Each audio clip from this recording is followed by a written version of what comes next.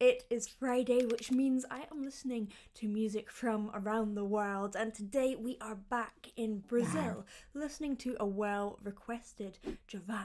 And do not worry, I have listened to you all. I have the lyrics up here on my screen because I've heard that this guy is particularly poetic. Let's give him a listen.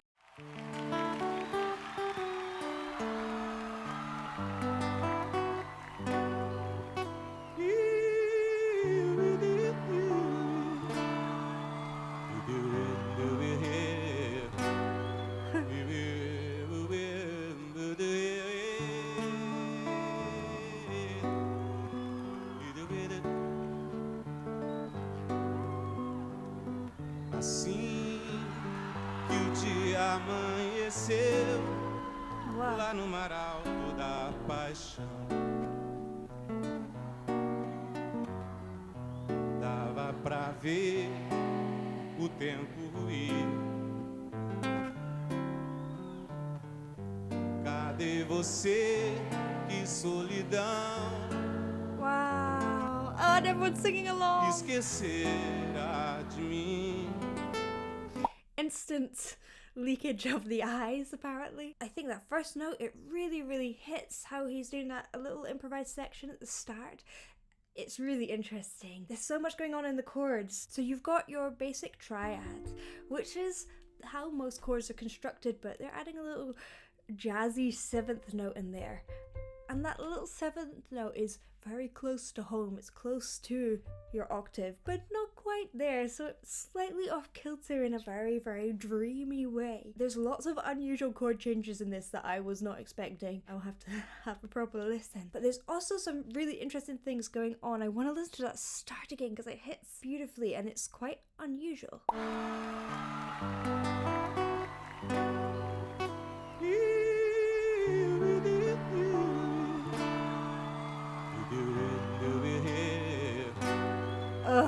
I love that use of range at the top. Like no vibrato. It's really flat. And allowing some of the air to travel through the nose. It's quite unusual to use an E vowel because it's a little bit more of a nasal vowel. This is super interesting because Portuguese language is a nasal vowel language. Also French, but that's a different story. This means that a lot, not all, but a lot of Brazilian singers sing with a little bit extra nasal resonance than you might hear in someone who is English, for example. And this is good because if you're singing in Portuguese, you really want to be able to do that. Whereas if you're singing in English, you might want to get rid of a little bit of that nasality. And nasality is just when the air travels up through your nose instead of raising your soft palate and coming directly out of your mouth. And it gives a very specific sound. So on that if you pinch your nose, you'll find out if you're being nasal because the sound will stop. So I bet if you pinched his nose, he wouldn't be able to sing that E anymore. So don't do it. There's so much warmth there.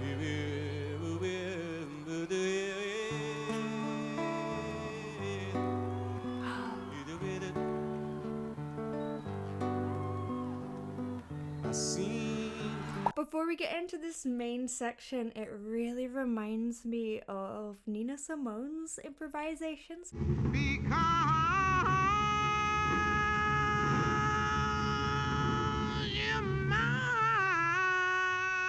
She's actually someone, again, who has a lot of warmth in her tone. So it means that she can add quite a lot of nasality for me as a higher female voice. If I sing throughout my nose the whole time, it sounds a little bit gross and a little bit too direct. But if you're someone with a lot of warmth in your voice, adding that nasality actually can balance the tone a little bit more. And again, it works particularly well for any Brazilian songs because of those nasal vowels in Portuguese. Nina Simone did it just because, and it worked for her voice. He's doing it probably just because as well, and it works for his voice.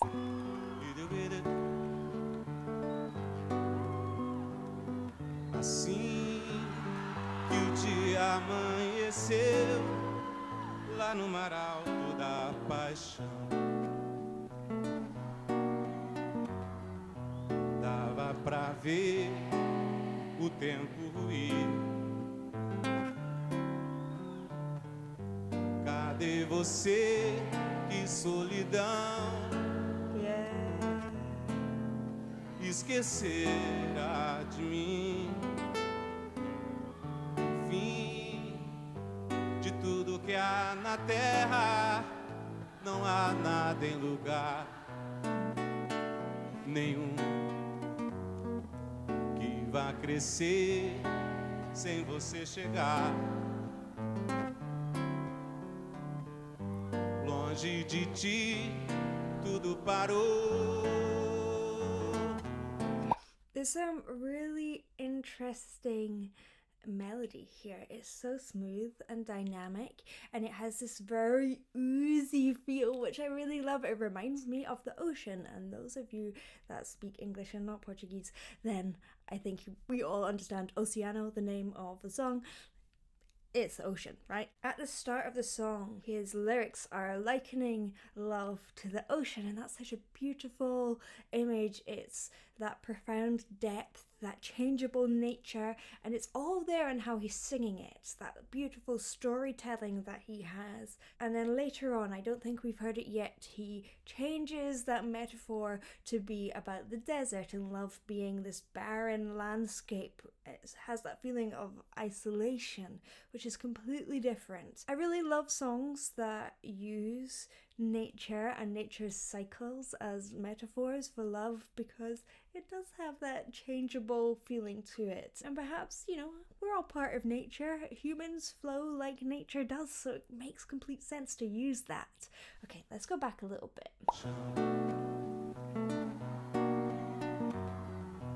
Dava pra ver o tempo ir.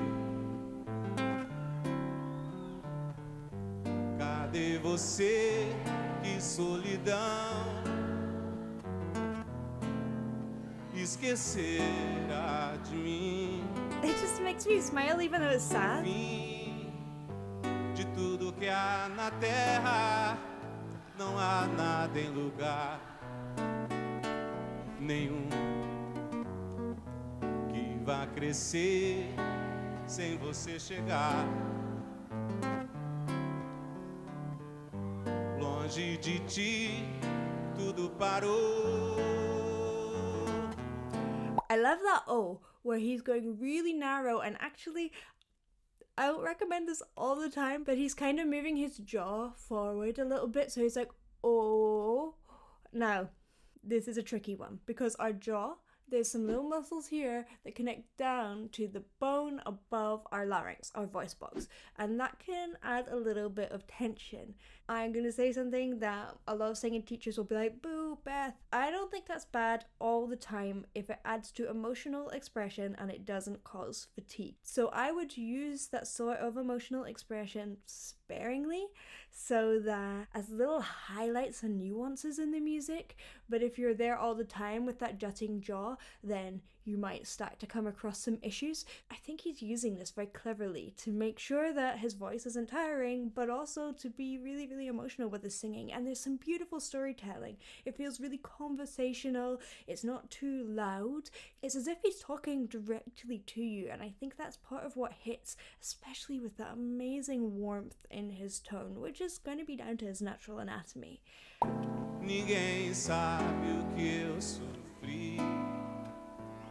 Amar é deserto e seus temores.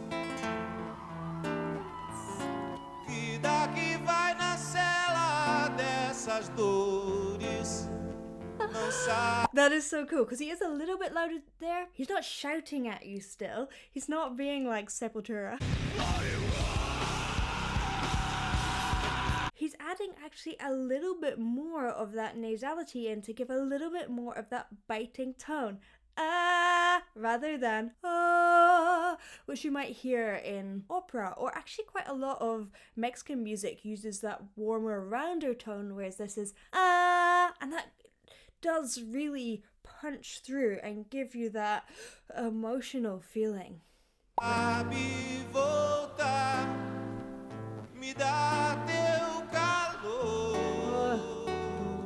That's so interesting. Vem me fazer feliz.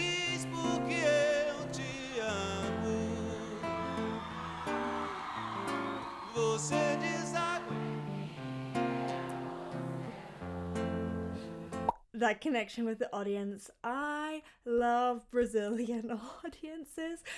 Everyone's always singing along. Everyone's so super supportive. It's just beautiful to see. I also love the imperfections that he's allowing into his voice. I know that there's a lot of maybe new Brazilian music that has gone down the same route as maybe a lot of American music, where it's really, really produced and really overly perfect. But I love some of these artists where they're completely embraced as their human selves.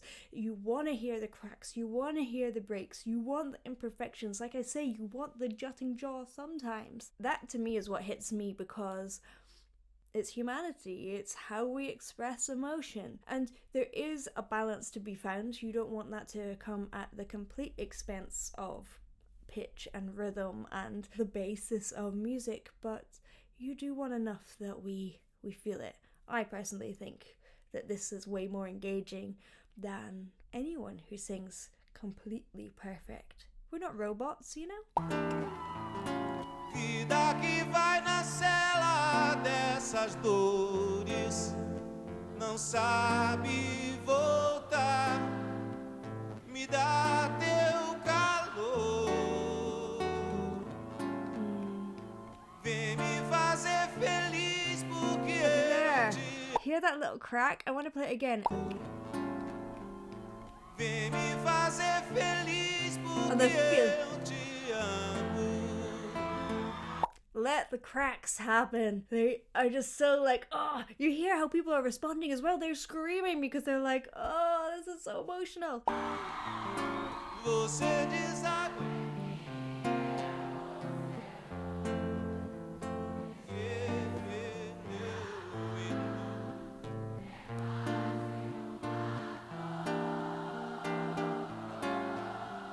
Só Oh, sei viver. that's really interesting. I think if we were in D minor before, yes, we have ended up in a major chord, which I think is the first time we've heard D major. It's all been a D minor, probably with that little seventh, which gives to me either a feeling of hope or lift or the waves kind of crashing. It's a really interesting twist. We're coming towards the end, and the lyrics mean something around the idea of I only know how to live if it is for you. So maybe that's just a hint of hope in there from the singer. It's a really interesting emotional moment and really unexpected, because we've been there feeling the depths of that despair, that profound depths of the ocean. We've been in the desert, and now we're like, maybe?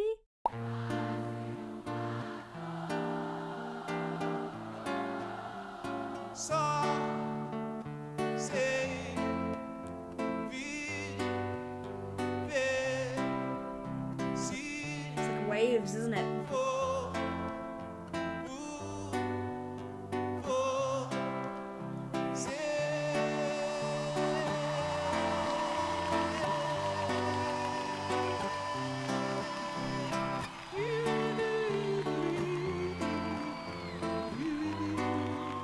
Such an interesting use of falsetto as well.